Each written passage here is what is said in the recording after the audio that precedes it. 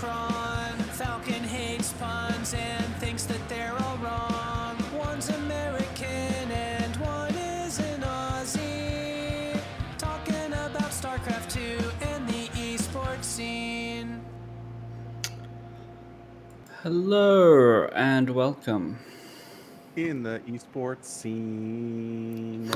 Just a little out of time. Yeah. Just a smidge.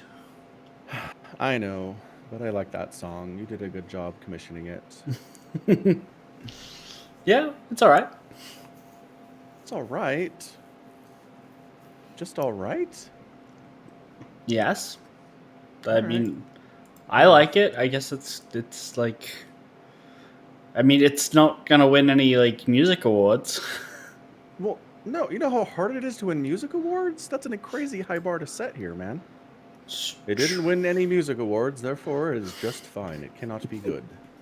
Like, I don't even think it got a release, like a record release at all. No, but you know how many songs are created every day in the world? Do you know how 1.3 million? Do you know how unimportant that makes any in particular song? That's what I'm saying. So for you to be like, a song can't be good unless it wins awards is like, well then, like 99.9999% of every song that's ever been made is just eh. That's kind of true, though. Okay, so that's your point. Fair enough then. I can roll with that. Look, I like it. That's why we use it. That's all. Yeah, no, obviously you don't hate it. I don't know what more you want me from that. No, that's it. You can have neutral feelings about our song. It's okay. I said I liked it. That's not neutral. Don't know what neutral means to you. No, I don't either. So let's talk Indomitus Box. Okay. Yep. So I've been following your saga on Twitter. Uh-huh. That's at ATSomicron. You should follow him, if just for all the pain he's going through about this box. Mm-hmm. It's true. So I remember, what was this? 4 days ago now. What day was that? So 6 days ago. You got a dispatched thing. Yeah. So is that dispatching from the United States? Where's that coming from? Potentially the United Kingdom. Basically the same thing. Actually, the U.S. is closer, right? Depending on where it is in the U.S., probably. Probably. Anyway, whatever. It's a long way away. Yes. Is it coming by boat? I have no idea. I think based on the fact that it's been a week, it's not coming by plane. Right? Possible. It could be here already and just taking forever in customs. Who knows? Oh, I forgot about customs. Stupid international shipping is the worst. Yeah. Yeah. Fair enough. So at this point, I mean, you're completely in the dark, right? You don't know. You don't know when this is going to happen. Oh, yeah, but at the same time, I've been in the dark for a while. Like, I ordered this thing, and it's like, it's not going to ship for 120 days. And then when it was like 10 days left, I sent them, to that point, I sent them an email being like, is everything on track? I've heard literally nothing about this for 110 days. Right. And they were like, yeah, it's all on track to ship to by the end of the month. And then... This is very normal, they said. Yeah, and then... the month ended, and I still didn't hear anything. And then 3 days go by, and yeah, that was 6 days ago when I got the email being like, it's dispatched, it's technically on the way. So. All right. Well, I mean, that's progress. Yeah, yeah. That means it exists. They didn't forget to make one for me, because these were all made to order. Right. Yeah. That's good. Although I did just see a news story the other day where a ship. Oh, a cruise ship. Not a cruise ship, a cargo ship. Yeah. It lost 180 containers or something when it went through a storm. Yeah, it was bad times. Yep. That was bad times. I mean, can you imagine if your package was on, like, in one of those boxes that's at the bottom of the sea now? I mean, that'd be the worst. But I think it was heading for the U.S. though. I think you're right. It was heading for the U.S. It was leaving Japan, and cargo containers don't sink immediately because they have air in them, so they float a tiny little bit for a while just under the surface. You think they recovered anything? They just gave up. I don't know about recovery efforts. All I know is that they don't sink immediately, and so other ships have to avoid the area because they could just run into them. Yeah. Fair. Yeah. So. Makes sense. I mean, they'd have to, man, it's probably one heck of a littering fine if you just let 25 cargo containers just sit there in the ocean, right? Right. I did see somewhere on Reddit that they broke down most of what the stuff that was in them, like rough things. It was like 180 containers were lost. 75 of them contained dangerous goods, including fireworks, ethanols, and like laptop batteries. Right? Oh, that's extra bad for the sea. Mm-hmm. Yeah, all that fun stuff. So Yeah. it's all somewhere. Yeah, that sucks. Bad times. I mean, I guess you probably have some kind of a plan for that if you're constantly shipping stuff across the ocean all the time, right? You'd want to hope so. Probably should have thought of this happening at some Oh. point. Excuse me, 1,816 units were lost. Not 180. 1,800. Ooh. That's a lot more. Yeah. Okay. Well, hope that all goes well. Fingers crossed. And hope your Indominus box shows up soon that you paid lots of Australian dollars for. I paid a lot of money for it. I paid half of it. The other half is actually for my brother. So, because it comes with 2 playable armies. Oh, nice. Okay, Yeah. that's cool. So I'm gonna have the Space Marines, and he's gonna be the Necrons. Works for me. Yeah. He's undead Egyptians. I'm typical fascists or something. Undead Egyptians is a race? It's essentially what they are. Yeah. I didn't know. How, like, this changes everything I understand about Warhammer all of a sudden. I know they have magic, right? We've seen that. I've seen that. Sorry, you've seen everything. I've seen magic in the Warhammer universe. Yeah, magic exists. It's not just Space Marines and Zerg. Right. Right? It's expensive. So do you want the quick rundown on what the Necrons are? Go ahead. Okay. So the Necrons were a race of people who lived around like a highly radioactive star, and so their entire brief lives were just spent preparing their own burial tombs, basically. So they didn't have a way to escape. Got it. Okay. Yeah, eventually they did, but like they still had very short lives. And eventually they found something which was later called a Catan, or Satan, depending on how you want to pronounce it, which basically is like a star god. Yeah, it's complicated. They eat stars and sometimes each other. And anyway, they convinced the Necrons to undergo biotransference and turn themselves all into robots at the minor cost of their free will.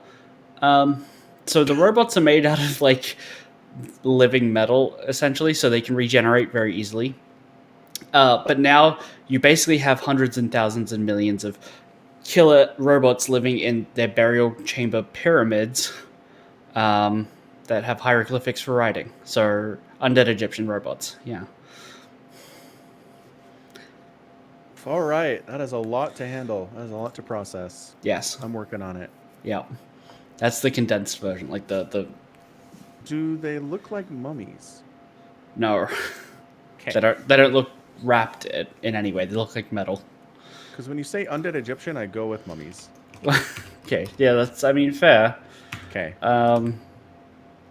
Yeah. So what makes them look like Egyptian other than Oh. they use hieroglyphics? They live in hieroglyphic. They use hieroglyphics. They live in Yep. pyramid tombs. Yep. But like if they're just outside somewhere, how do you know what they like? Is there anything that marks them as Egyptian, or they're just basically killer robots? The scarabs. What are the scarabs? So they have like little robot drones that look like scarabs, basically. Oh, Yeah. fair enough. I mean, I don't know. I guess if I was somewhere and giant biological robots, not giant, just biological robots trying to try to kill me with scarabs, I'd be like, that's weird. I don't know if I'd assume they were Egyptian. Well, Anyway, whatever, it's they're not Egypt. They're not literal Egyptians, right? They just have some similar themes that people call them undead Egyptians. They're not exactly Egyptians. They're inspired. Sure. They're inspired by Egyptians, ancient Egyptians, not current Egyptians. Those guys are boring. Yes. Nobody's inspired by current Egypt. Like, I forget they exist a lot, to be honest. You forget Egypt exists. Kind of. Like I'm not kidding. Like the majority of my brain, where Egypt is stored, is like 95% ancient Egypt, and maybe 5% current Egypt. Because Hmm. what they have the Suez Canal. Like that's it. That's all I know about Egypt, man. You don't know about the Nile River or the pyramids of Giza or the But Great that's Sphinx? ancient. Like the pyramids But are ancient. right, The but they're river all is there current, now. but existed back then too. Right, but they're all there now. There's still things you can Sure. see and do things to. It's a weird way to put it, but it's technically accurate.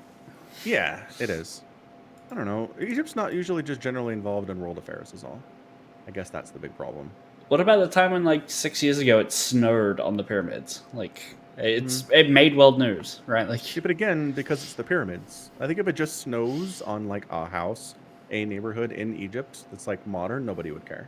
maybe. I guess they did do Arab Spring, didn't they? I think Egypt did that. I There don't was know like what that this. means. There was this movement back in 2011 called the Arab Spring, where a bunch of anti-government protests and uprisings in most of the Arab world. Mm-hmm. And it started in Tunisia, spread to Libya, Egypt, Yemen, Syria, and Bahrain. And like some rulers were deposed, and it was a kind of a big deal 10 years ago. Anyway, Egypt wasn't okay. That's the last time I considered Egypt as a modern nation, was in 2011 when they were revolting against how things suck. So Okay. that's it. Now you know. Arab Spring. You should look into it. Sure. Nah, I mean that's pretty much it. I don't think there's anything else to learn about it, to be honest. Okay. That's... Yar. All right, let's go Akudama Drive before we forget about it. Oh, yeah. What happened I have again? a thing for you. Okay, you have... Oh, the thing that I this shouldn't have been my one, like, takeaway from the episode, but in the intro, like, the theme song, they changed her hair to be shorter. I mean, So they updated it in the theme song, like, in the intro cinematic. see why not? No, I didn't expect it. It's extra work. Yeah. Yeah, look how much wider her face is there. I know. I didn't believe you when we first talked about this, but the more I've been comparing, I'm like, you know what? I think they did change her face shape. But it's so annoying because if you've ever known anybody that's cut their hair that drastically, it does make them look very different. Oh, yeah. So your initial reaction is like, okay, she looks really different, but that's because she has short hair now. Mm-hmm. But yeah, I think her face is narrower when she's got that hair going. I don't know. Maybe a little wider. Something's different here. It is hard to figure out. Anyway, the end. Yep. Lil Sis is my favorite character on the show now. She's fantastic. She's pretty great. So hang on, are you watching subbed or dubbed? I forget. Subtitles. Okay. So when the courier picks her up, right? What does she call him? Shit guy? She's like, shit guy. Because he's constantly calling them shit. Yeah. Oh my gosh, she's hilarious. She is absolutely my favorite character. She's like irrepressibly positive, even in the midst of all of this terrible stuff. And she's just stoked about things like tomatoes. It's wonderful. It's a really, really good addition to this show to have someone who's just irrepressibly bubbly for no reason. I was enjoying all of that. I was more focused on Cutthroat this episode and how awesomely psychopathic he has been. Like that was his bone he's dragging around, or is that a peg leg he affixed to the end of his stump? Because I can't tell. No. The lighting's not very good. So he got his legs crushed. Doctor reattached them, and then he got shot in the legs again, or stabbed at the theme park by the rocket, right? And so he's just been running around on like half broken legs, but they're his legs. So that's bone he's dragging around behind him. No, it's his leg. It still has flesh. Okay, but did something else happen where he lost a part of his foot? Am I forgetting? It shows in this episode he's like dragging this limb around, and it really just looks like a peg leg or something. There is no foot there, and it's substantially shorter than his other leg. So His foot is gone, as far as I can tell. I mean, maybe. Okay. Anywho, he's real scary. Yeah. He's a wonderful example of how the person who's like, I'm super obsessed with you in a creepy way eventually just wants to kill you. I think that's a pretty consistent reality in the life that we live. It's true. Yeah. There really was no getting around it. He wasn't just going to be harmless. I'm obsessed with you. I'm going to defend you for all time. Right, yeah. Wishful thinking there. Yeah. So the red halo thing with him, that's just part of his psychosis? Well, You don't think there's any kind of deeper meaning, like he's seeing something other people can't see, but it's real with here's her? the thing. It did literally lead him to her multiple times. So it's real. Yeah. Either that or he's just incredibly lucky. Or he's some kind of a psychic. Like he's got some kind of powers that way, right? Right. So whatever it is, it's real. Okay, I found a shot of like his foot. Okay. And it's a bloody mess, but it's like You think it's a foot? It's a foot. Okay, fair enough. Yeah, The lighting's like any shot that he's in, the lighting is always bad. Oh yeah, because it's way creepier. Yeah. Yeah. Well, and plus he's grayscale, which makes things harder too.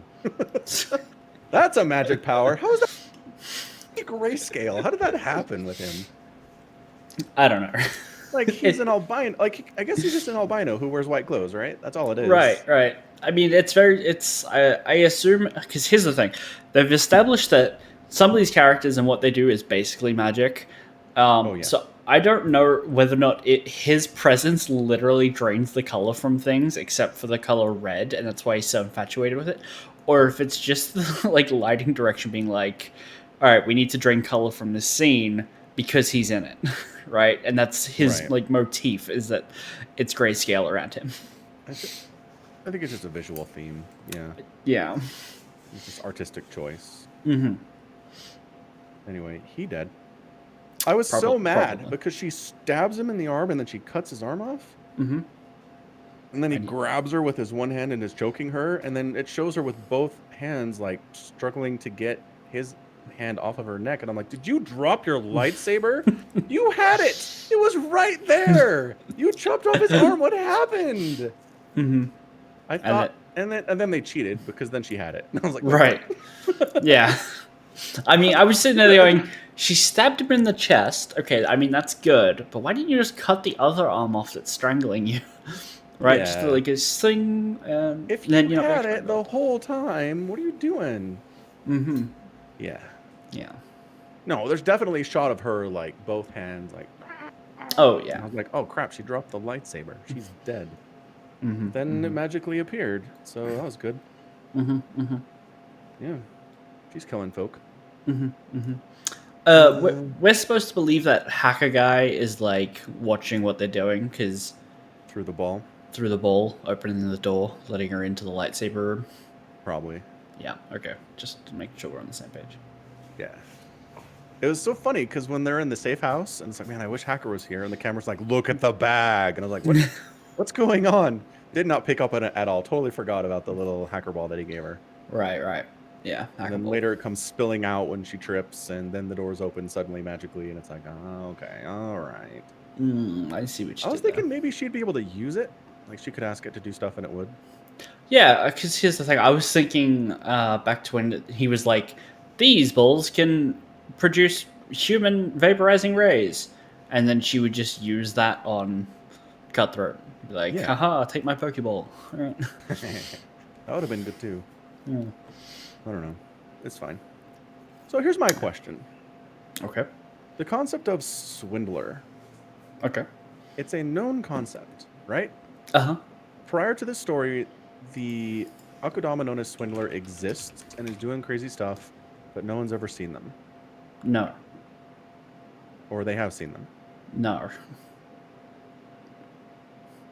The concept of swindlers, plural, not specific, exist, right? Like, people think some people will swindle you, right? Like, it's a thing that can happen. Okay. But the super S-ranked swindler, being specifically this girl, does not exist. right, prior to the events of this. But everybody assumes that they do, because the rest of the group is just like, oh, you're a swindler, cool. Like, you're the big S-ranked swindler, obviously. No, when? No? No. Well, then why are they like, what, I don't know, hey, random scrub, why are you here? Right? Like, the rest of us are S-ranked super powerful. They Like, assume why that are this you here? person... Why are you useful? They assume this person is an Akudama. That doesn't mean they necessarily know who they are or are aware of them, right?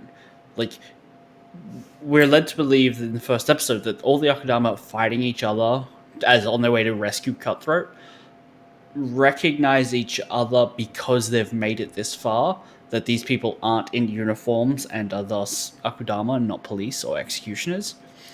And so if she's here and she's alive and she's giving a name for her role, okay, it's good enough. Like, Okay. I mean, the other part of this is, I don't think there's any way these particular S-rank Akudama have never crossed paths before. They're wreaking too much havoc. They're doing too much mayhem. There's just, unless they're all very brand new to this line of work, I just don't see how they've never crossed paths once. Right? Japan's a big place. But they're not in Japan. They're in one city. One city that's like kind of walled off from everything else. No, they're like, Japan has been cut in half and a third, like maybe not a third, is taken out. It's like a mega city. Maybe it covers the entirety of the island, but it's not one city.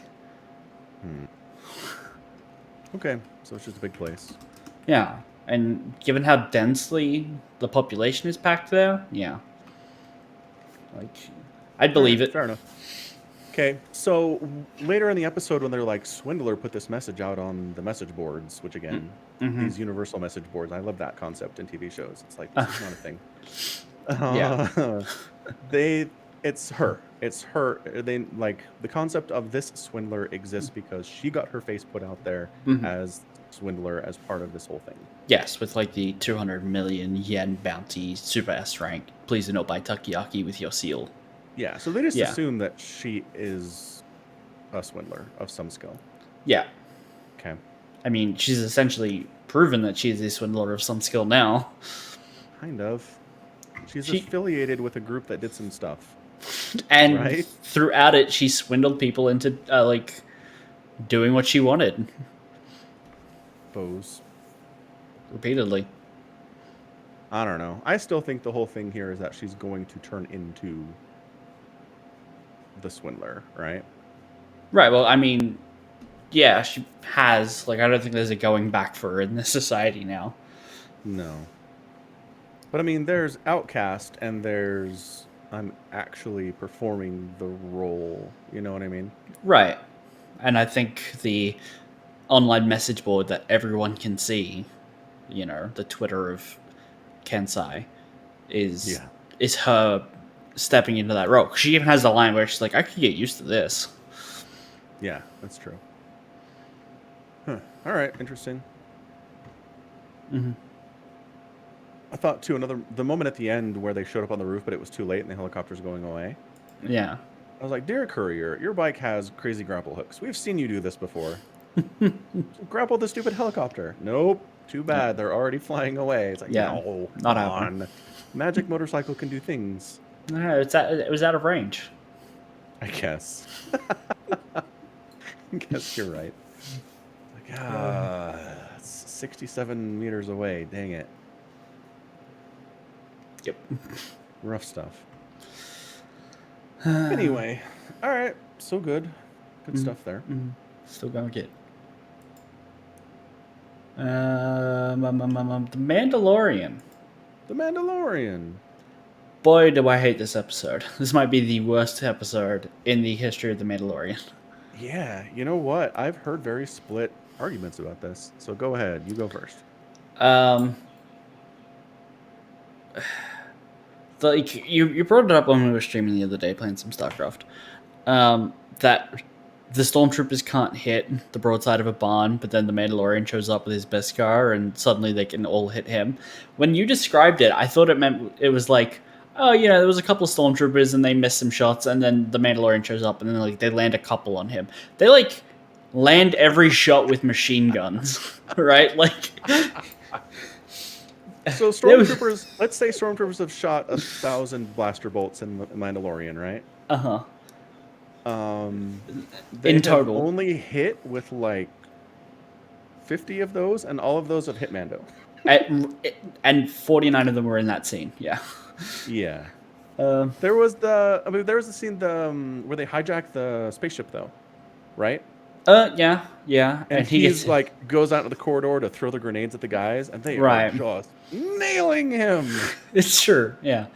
So I'm just saying, yeah. They basically are like, we need to remind the audience that Beskar can stop blaster bolts, but it's so dumb. It's so dumb how they do it. You can't show them missing everything. Stormtroopers can't hit anything except for Mando. It's not okay. I was also annoyed that when the first stormtrooper ship lands, and there's like 6 guys that run out of it, and then we're shown 4 of them get shots from assassin sniper lady, and then there are 16 of them setting up machine guns and artillery emplacements, and then more of them get shot, and then the Boba Fett is like fighting some with his stick, and then there are more, and then a second ship lands, and more show up. How many are in one of these? Because it seems like there was infinite in the first, or as many as they needed. Car. Yeah. Clown car. They showed us some interior shots of these transports, and there's maybe enough room for like 20 stormtroopers in there. And it had to have been at least twice that were out there. Yeah. We saw at least twice that many get killed by our heroes. And yes. I don't just make them bigger. I don't think if you want to have 40 stormtroopers, just make the troop transport larger. This is not hard. Okay. Yeah. It's CGI. You didn't actually have to build anything. Come on. Also, I would like to ask, why didn't the Imperial Star Destroyer cruiser thing blow up Boba Fett's ship as well? Right? Like, obviously it knows there are ships there. Why didn't it just shoot that one as well? Because if you kill Slave 1, the Star Wars fans revolt. Yeah. And they burn down your studio. Right. That's pretty much it. When it showed up, I was like, okay, every Boba Fett fan in the universe is like, right. Pass out for a couple seconds. I also take issue with the fact that Boba Fett, like, they didn't destroy the Mando ship immediately. Like, they absolutely could have done that. There's no reason not to. Yeah. They just chose not to. Boba Fett goes in, has time to equip all his armor, and the fact that Mandalorian kept it equipped with a rocket, like he had a spare rocket for a rocket launcher he didn't have, because his own armor doesn't have rockets. And when Mando got Boba Fett's armor from the dude in the first episode, he had used all his rockets. He had no rockets. Yes. And now it has a rocket, conveniently. Yes. Obviously, they stopped at an army surplus store on the way to this planet that sold rockets that's it. And Boba Fett's chain code has been in this armor, which he canonically has not had for at least like 8 years. It's still in there fine, same with his dad's name. Like he hasn't had that armor, but nobody's wiped its memory or, been like, no, I've been the owner for 20 years. Right? How convenient was that there was just a way to prove that that's his armor to Mando? Wow. So glad that exists. Agreed.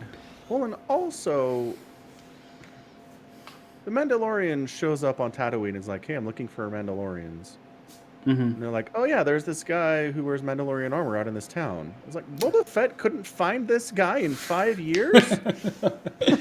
It's true. The same planet. You lost it. Just ask around. Clearly they're welcome. They're willing to help you out with this. Yeah, that was, yes. Whatever, it's fine. I then also hate typical bad guys doing bad guy things where it's like, deploy the Dark Troopers, and then 4 Iron Man replicas fire out of the ship, and then they fly down like Iron Man, and then they all land equidistant from each other, all know they have to pick up one Grogu, one baby Yoda, but they all take steps at the same time towards the center. It's like, how in sync do you guys need to be to do this All job? of it? Like why though? It's just, it looks stupid. It looks like it just looks bad, right? To see that these troopers land and then be like, "Oh yes, there's one child. We must all walk towards it." I think they wanted us to be aware they were robots. Yeah, but all of the servos and mechanicals and the existence of droids that are abundant everywhere in Star Wars lets us know that they're robots. Right? Like, the fact that they're robots should not be special, right? Because robots are not special. No, it's not that they're special. It's just the concept of Dark Trooper has meant humans and robots in the past. Okay. So for Star Wars fans, you call them Dark Troopers. We're not quite sure what Moff Gideon means by that. So I think that was just like, hey, these are robots. That's what we're dealing with here. Okay. I don't know. I just felt like that was communication, but No, I thought that was stupid. it was weird. That's fair. Stupid. NSYNC is a 90s boy band. It's true, Yeah. they were Rocky. Mm-hmm. Yeah. Yep. Thumbs down. Is that it? Kinda. Yeah. Pretty much. Okay. Fair enough. I mean, man, Boba Fett does more in the 16 minutes he has on screen than he ever did in any of the original trilogy, man. It's true. He stands around a lot. He kind of flies in his jetpack a couple times and then gets knocked into a Sarlacc pit by a blind man. That's his contribution to the original trilogy. And here he's super cool. More or less, So yeah. all the Boba Fett fans are like, I knew it. I knew he didn't just look cool. I knew he had to be awesome. Yes, congratulations. You guys win. Star Wars canon has finally proven your theory correct that Boba Fett is an awesome warrior. Additionally, it wasn't the greatest choreography. It always bothers me when you have an enemy that is shown to have guns and they're closing into melee distance of somebody who is just wrecking everybody in melee distance. Uh-huh. At no point were the stormtroopers like, this guy is really good with this staff. We should stand back here and shoot him. No, Right. not a single time. There's even a couple shots where he's like whipping around and the stormtrooper steps into range to get whacked. It's like, why are you doing that?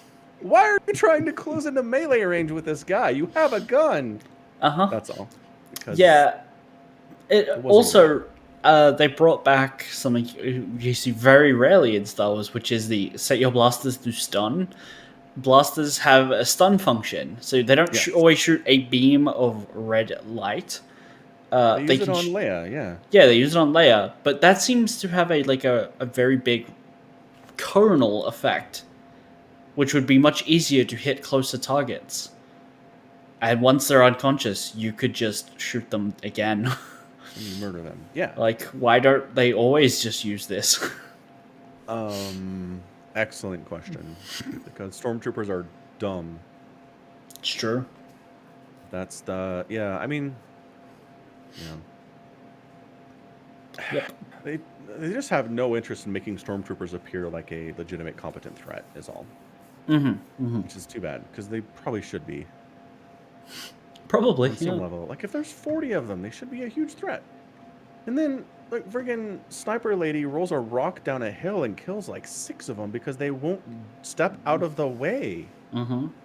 Not one of them was like, this rock is moving in a straight line. If I step to the side 6 inches, I'll be fine. They all watched Nope. Prometheum and wanted to reenact the pivotal moment of that scene. Yeah. The Prometheus school of running away from things, as CinemaSins calls it. Yeah. And the guy with the gun, what are you seriously trying to blast this rock apart before it mows you down? What is wrong with you? You've been shooting at this hill for the last 5 minutes. You're not blowing up the rocks. Right. Blasters. They're mentally deficient. I can't think of any other way to explain this other than there is something wrong with them. Mm-hmm. Yeah, blasters literally have never ever had an effect on the environment ever in any scene where they're fired.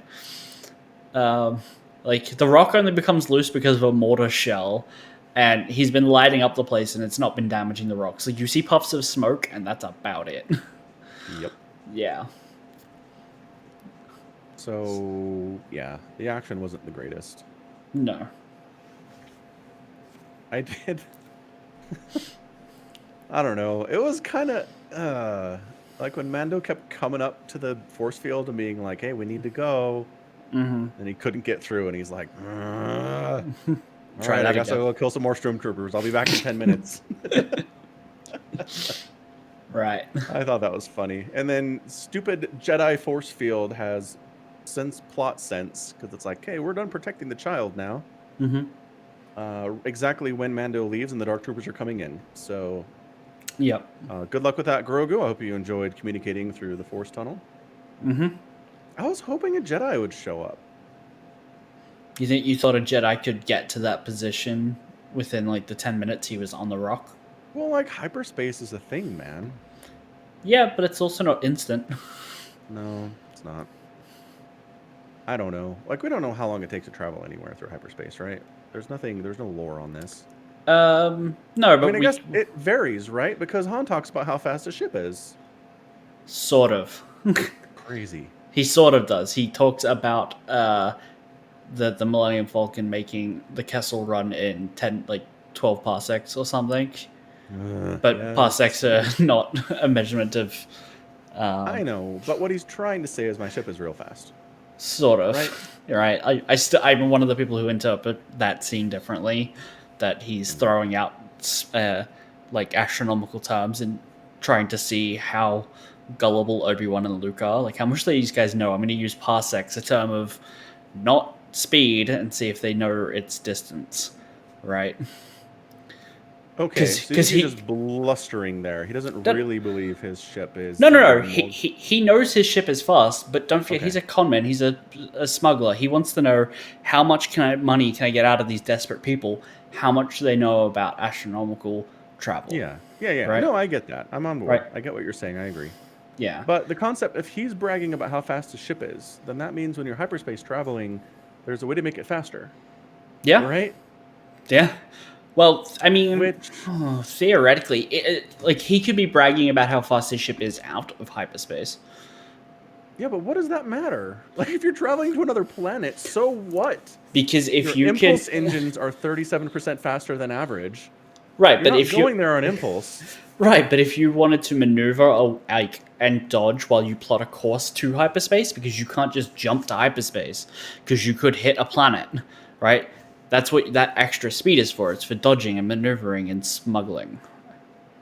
Yeah. Right? And, all That's the other fair. times But I are in the mean, ships. yes, it does buy you time to plot a course. Mm-hmm. But 99.99999% of the distance you're traveling is going to be in hyperspace. Yeah. So that, like, it helps you survive long enough to get to hyperspace, but it doesn't save you any time unless Unless you're it's going to keeping you from places. being exploded. Right, or unless you're going to a place where that cannot be reached by hyperspace, e.g., the Kessel Run, because it's like a maze. You can't really do hyperspace there, so speed there Yeah. is more handy. Or if That's you're in true. like an asteroid belt, I don't know, other made up Star Wars places, like the Right. place in Rise of Skywalker, where only like Luke's ship could get through that one X-wing, but then the entire fleet of just random people showed up with no problem. Why? Why would you? I forgot about that part. Why would you do that to me? It was not very nice. I was just looking for places that you can't hyperspace through, but those I know, it's a fine example. It's an excellent point. But, God, that movie's so dumb. It is so dumb. yeah. All right, back on course. Okay, but all they want to do is hire him to get them to Alderaan. That's Uh-huh. it. It's a straight shot. So So for him to be like, my ship's real fast, it's like, so what? Like, we're going in hyperspace. The only way it makes sense is if hyperspace travel can be faster or slower depending on something. right. Okay. I mean, But- it can be, but given the fact I'm going to reference the Last Jedi now, that the that the First Order was tracking the rebels through hyperspace and would exit at the same speed at which they entered, suggests that both fleets were moving at roughly the same speeds through hyperspace. You know Which what the means- problem with this question is? Nobody cares. Nobody, Nobody who but works for us. Star Wars has ever asked this question, so there is no answer. Right. Yeah. I'm going to do some research. There's got to be someone. Mhm. Anyhow, how did we get there? I don't know, dude. No, a Jedi showing up at the planet. Right. Yeah. I don't know. So basically what this did feasibly is Baby Yoda reached out through the Force, talked to another Jedi, and was like, "What up? I'm here and I'm alive. I survived Order 66, right?" Yeah. So that just Mm. puts him on the radar with the 3 other Jedi that are alive at this point in time. Maybe. Or Who are maybe the just one of them. Who are the 3? Well, Luke and Leia. I mean, Luke, yes. Leia, maybe.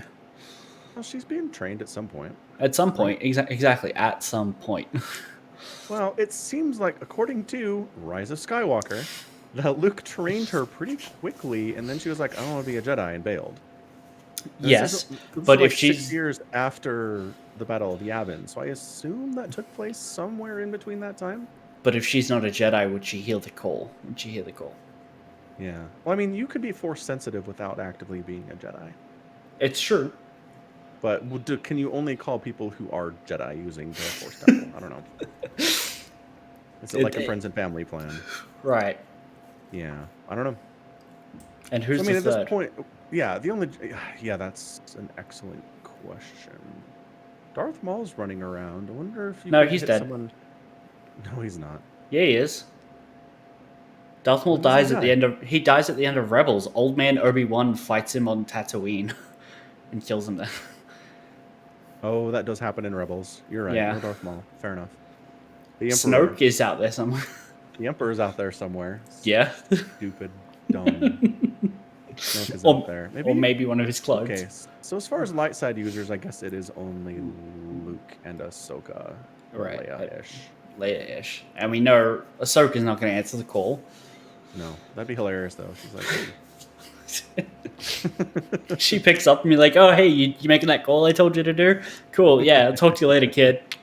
It's got to be Luke. Right. Or I don't know. They're in control of Star Wars canon at this point. They could be like, and there was another hermit Jedi we never talked about in any of the previous films. Mm-hmm. But by golly, they exist, and they're going to be in The Mandalorian now. Right. Well, that's what they did with Rogue One. They got the martial arts dude to be like a Jedi adjacent. Jedi adjacent. Jedi enthusiast. Yeah. A Jedi weeaboo. Like a Jedi boo. Oh, he's totally a weeaboo. You're right. He's a Jedi weeaboo. Jedi stan. Yeah. Yeah. Yeah. But I mean, I don't know. Anyway, I'm going to assume it's Luke at this point. Mm-hmm. Yeah. That'd be fun, because we don't see Luke at all from Battle of Yavin until Force Awakens. Mm-hmm. That's a long time. It's true. Well, actually, no. Technically, if you go and play Star Wars Battlefront 2, like the remake ones, that's technically canon, and you see Luke running around doing stuff, and you play as him fighting Empire holdouts and shit. All right, fair enough. So technically, you do see him, but not in a TV or film. So right, and the expanded universe has a ton of Luke post Battle of Yavin stuff. So yeah, Battle of Endor. Battle of Yavin. Yavin's the first one. Endor's the second one. Okay. Yeah. Yeah. I mean, technically, everything Battle of Endor is also post Battle of Yavin, so you're still technically correct. True. The best kind of correct. Yep. Yeah. Also, I don't know why he needs comedian guy. Comedian guy. Yeah, Bill Burr. Oh, right. At the end, he's like, I need Bill Burr to break him out of prison. He can help me find Baby Yoda. It's like, what? How? Why? I think there was some part of it that this guy can help find Grand Moff. No, not Grand Moff. Moff Gideon? Gideon. Yep. I just want to say Tarkin. I know. Me too. He's the only Moff for me. Yeah, but apparently this guy can do it, and so he needs to break him out of prison. Cool. Yeah. Mando, like, he needs a bigger social circle. Because, like, the only person I know who can track Baby Yoda is this criminal I worked with who betrayed me and left me to die. Mm-hmm. It's like, man, you need more friends, dude. Mm-hmm. You need to be out more. Mm-hmm. I mean, it is strange because he goes to the lady. I don't remember her name. Yeah, and she's legit. She's a marshal now. Yeah. She went legit in like the 2 days that we last saw her. She's no longer at the other place. She's got her own sector now, I guess. Yeah, the Republic was like, "Here's a badge," and she's like, "I don't know," and then she's like, "Fine." Yeah. But apparently there's no one in the Republic who could help with this, maybe? Right? Like, it seemed like a real big issue that the Empire was back and that this was Republic territory. Maybe go and tell the Republic they could help.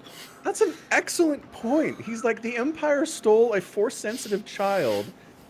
Should we tell the New Republic about this? Nah. Let me get my criminal buddies. We're going to break someone out of prison and do it that way. Mando is the dumbest guy. You're right. He should totally be like, hey, tell the New Republic, the Empire stole a baby Yoda. They'll know what that means. Yeah.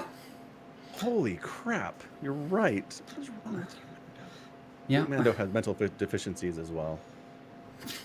Possibly. He doesn't get a lot of fresh air. It's CO2 poisoning from the helmet. I'm sure it is. His ship is gone now, but it was probably leaking CO2 as well. Mm-hmm. Fairly well, Razor Crest. Holy crap, I think got obliterated. Yeah, but all the Beskar stuff was fine. The Beskar stuff was fine, and the little knob stick thing. I'm assuming that was survived. Beskar. It must be. He must be using Beskar for a lever.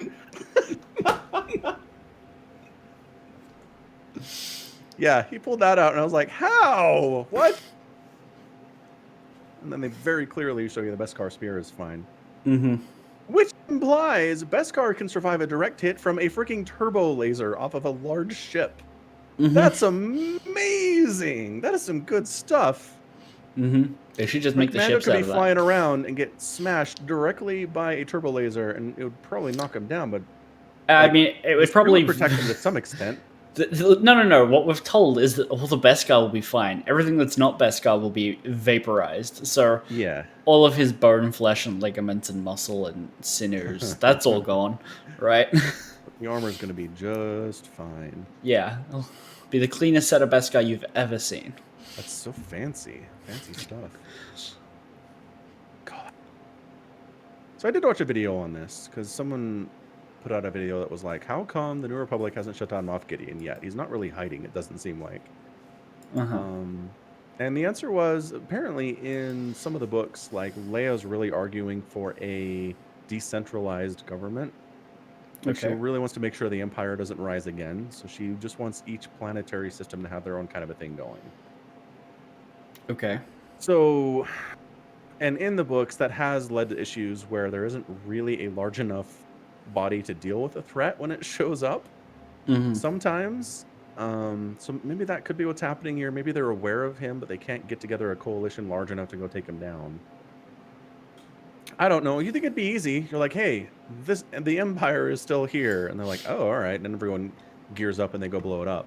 Right. But I don't know. It was an attempt at an explanation. I don't know if I bought it. But you're absolutely right. You have friends who work for the New Republic now. Mm-hmm. Have her send an email. Yeah. Now that's going to bother me. You're welcome.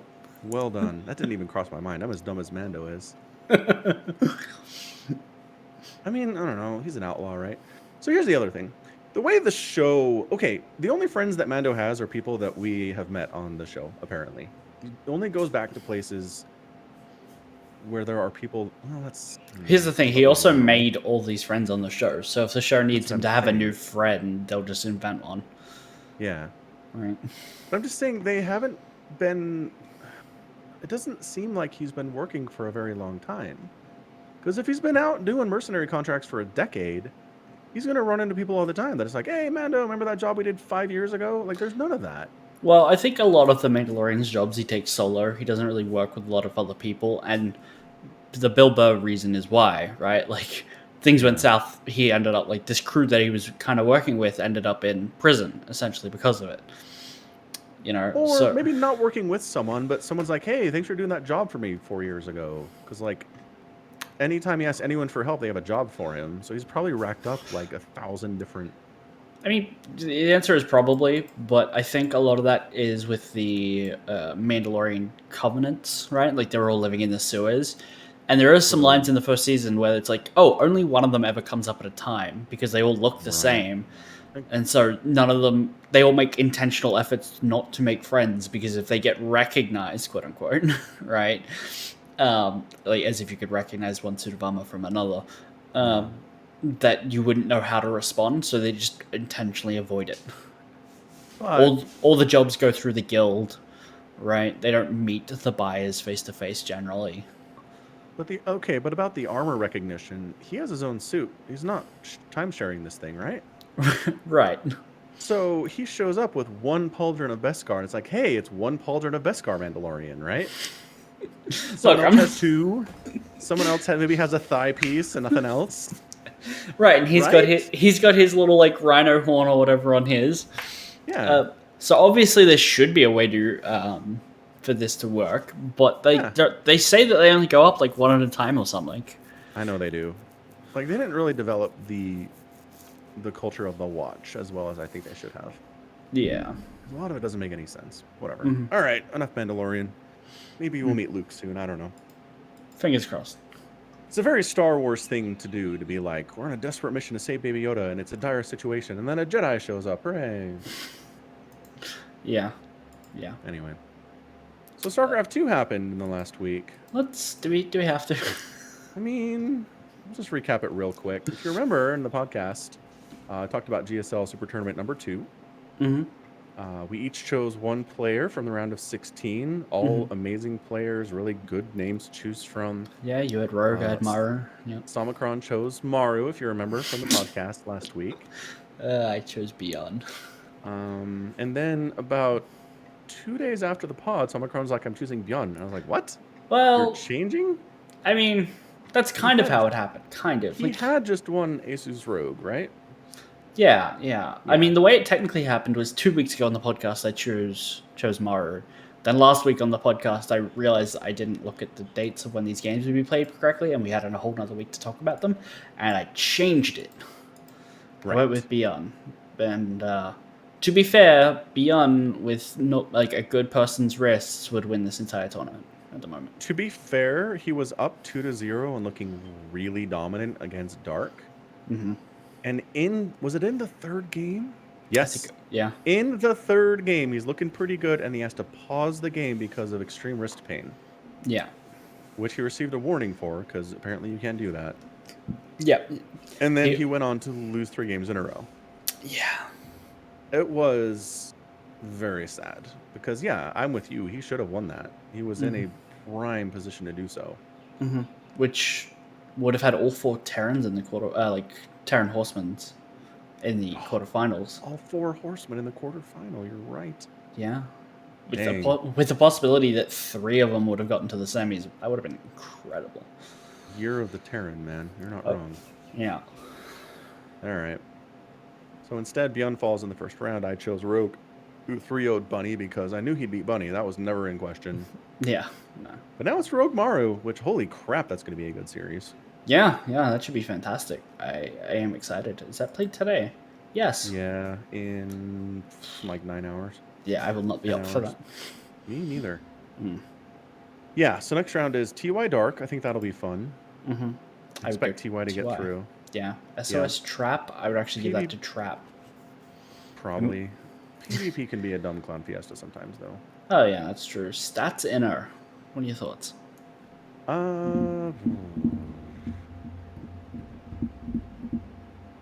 Man, both these guys have looked like world beaters, and both of them have looked kind of like they're old in the last year. 2020 hasn't been like super consistent for either of them.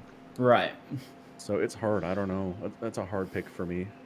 This is 2 old men having a fight.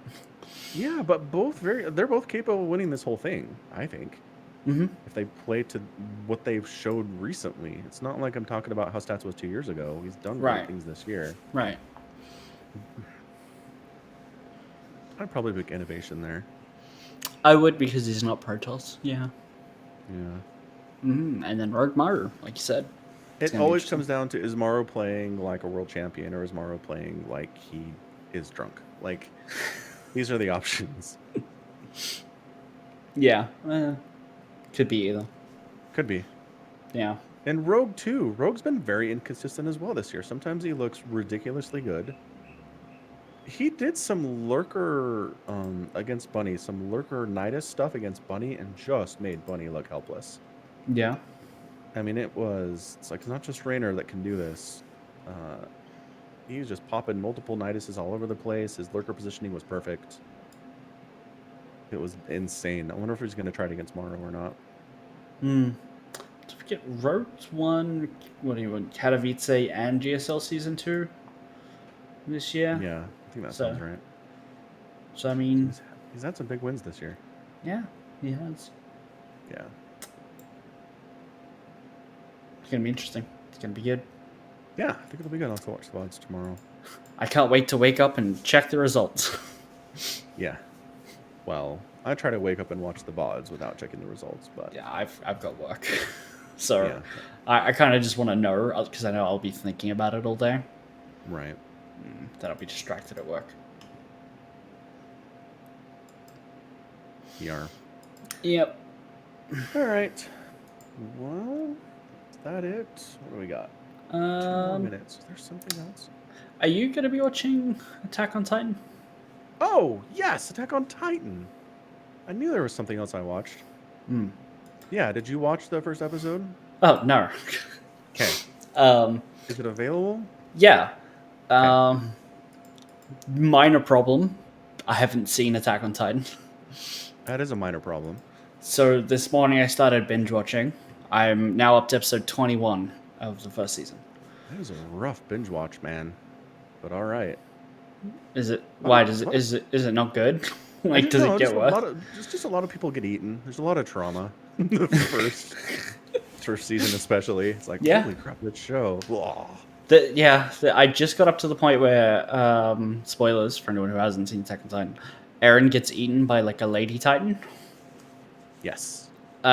Except I have a problem with their logic because like an episode ago they were like, yes, we got her to de-transform out of her Titan mode, but we now run the risk of her turning back into a Titan mode. And then she eats Eren, and it's like, well, why doesn't she understand that risk is now also a thing? Like, he could transform back into a Titan from within her, right? Like, that seems like a really bad way to kidnap someone. Like, it's risky, yeah. But like, what other option does she have if she's trying to kidnap him? knock him out and then just carry him. Yeah, that's fair. Worth a shot. Yeah. Yeah. Because then if he wakes up, you can just knock him out again. Yeah. If he wakes up inside her, he just goes Titan Jutsu and, you know, transforms. I mean, they could be following real world rules where knocking someone out really has a high chance of killing them. So yeah. Maybe they're like, we don't want him to die. We're trying to kidnap him here, right? It's true. So maybe. But I mean, if they're following real world rules, there's a lot of other problems with the show. What's up, Kitty Stalker? Yeah. Yeah. I don't know. It's good. I mean, I think if Attack on Titan can stick the landing, if this final season is as good as it's been, I don't know, man. I think that puts Attack on Titan pretty high up on the anime hierarchy. Okay. I think it's because that's what you got to stick the landing. That's people recommend shows and things that stick the landing. I think anyway. I don't know. Like Death the Note. Cowboy Bebops and the Full Metal Alchemists of the world. You're right, Death Note. It's like Death Note up until this happens. Then it stuck the landing. The rest of it doesn't count. If you stop watching here, it stuck the landing. If you watch past that, abandon all hope. Recommendation though. I've like most times I've seen it recommended. They're like, watch it up until here, and then if you want to keep going, go ahead. But it doesn't really matter. Like, there you right. But here's the thing. Death Note is #1 on my anime list. Not like my personal one, but in the rankings for globally. Most popular all time. It's Death Note. Right below that is Shingeki no Kyojin. Sorry. I don't know what that one is. That's Attack on Titan. It's already #2? Yeah. Okay. But right below that, Sword Art Online. Okay, this list is garbage now. It's out. Disregard entirely. Freaking Sword Art Online is the 3rd best anime of all time. I didn't say best. I said a top anime by popularity. That's yes. Yeah, that sucks. Although, Anyway, although I am a Sword Art Online defender, I think I that know. the show does some good things in places. I will admit, though, everything I like about the show is not the story, Right. which Which for a is show is a problem. a problem. Yeah. Yeah, I guess, I don't know. I guess I'm just thinking myself. I will not recommend things unless they stick the landing. fair Like, this enough. is the big problem. Game of Thrones, the first 5 or 6-ish seasons are some of the best TV ever made. Hmm. But then they just completely tripped at the finish line. And so I don't. Like, I have not told anyone you should watch Game of Thrones ever since that finale. It's true.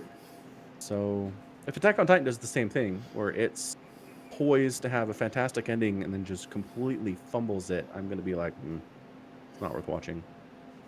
Fair Be a enough. bummer. Yeah, But, I mean, it's helpful because in anime you have a manga that finished. So, I don't know. I guess the ending's already done if I chose to go spoil myself on it. it's true. Yeah, Yeah. it's good. I like it. Yep. Plenty of other shows Also- out there. So.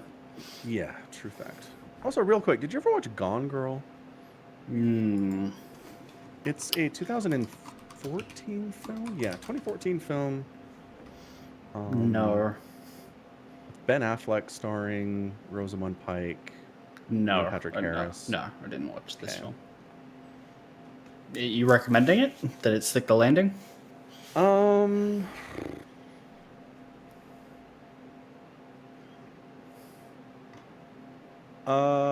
that's kind of what I wanted to talk about. I don't know. So it's interesting. Like, I'm gonna say the message of the film, and it was a book too first, is appearances are not always what's actually going on, right? Sure. From the outside, looking in at somebody's life, it's not always going the way that you think it is. Okay, yeah.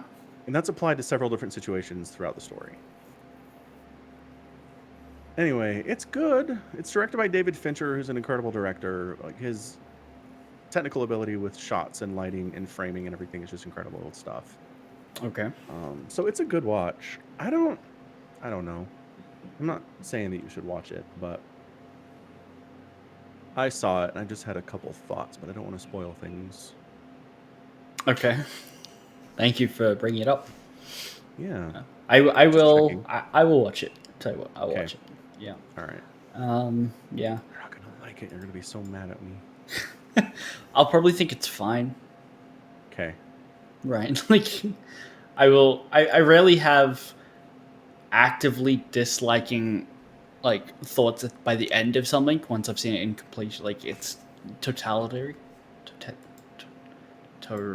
In totality. In totality, thank you. Yeah. Mhm. So a movie, start, middle, end, done. It's probably fine. Mandalorian gives me a bad episode. I mean, I hate the episode, but the season, like at worst, the season's gonna get like, it's fine. Yeah. I mean, the good thing about movies is it's 2 hours and you're done with it. Unless Like, it's the watch Lord this of the TV Rings. show. Yes. Unless it's a whole trilogy or it's like the whole Marvel Cinematic Universe. But generally, movie recommendation is 2 hours. Mm-hmm. Whereas if I recommend you to watch a TV show, it's, probably at knows? least a season. Yeah. Right. At least is a this lot. season. Yeah. It's a lot of commitment. Depending on the show, right? Like Sherlock Holmes, like its first season is 3 episodes, but they're an hour each. They're an hour and a half each, though. It's Yeah. basically a full season of 8-episode British TV. Uh-huh. Anywho, yeah, I can't really recommend Sherlock either because, man, the most recent Sherlock has not been good. Mm. I'm not Yeah. done with it. That's a weird show. It's kind of in limbo. Is it still going? No, they haven't Okay. had a new season in years, but that's kind of how it rolls. Oh, yeah?